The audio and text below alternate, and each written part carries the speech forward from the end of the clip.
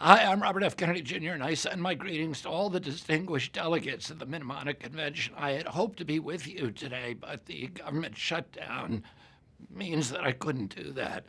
The Mnemonic Convention was born from a shared moral conviction that no human being should suffer from exposure to mercury. You came together to protect future generations from this potent neurotoxin, and I'm looking forward to continued progress.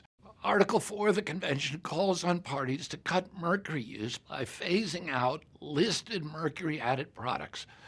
But in 2010, as the treaty took shape, negotiators made a major exception. Thimerosal-containing vaccines were carved out of the regulation. The same treaty that began to phase out mercury in lamps and cosmetics chose to leave it in products injected into babies, pregnant women, and the most vulnerable among us. We have to ask why. Why do we hold a double standard for mercury? Why do we call it dangerous in batteries, in over-the-counter medications and makeup, but acceptable in vaccines and dental fillings? Thimerosal is a mercury-based preservative that has never undergone proper safety testing in humans. Hundreds of peer-reviewed studies identify it as a potent neurotoxin, a mutagen, a carcinogen, and an endocrine disruptor. Thimerosal's own label requires it to be treated as hazardous material and warns against ingestion. There is not a single study that proves it safe. That's why in July of this year, the United States closed the final chapter on the use of thimerosal as a vaccine preservative, something that should have happened years ago.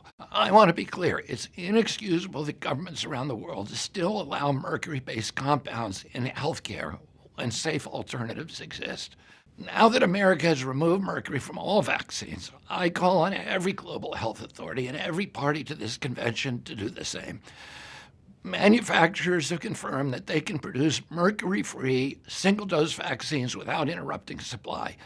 There is no excuse for inaction or holding stubbornly to the status quo. Let's honor and protect humanity and our children and creation from mercury, and let's act in the true spirit of the Mnemonic Convention for the integrity of this historic treaty and to ensure that no child anywhere in the world is ever exposed to this deadly neurotoxin again.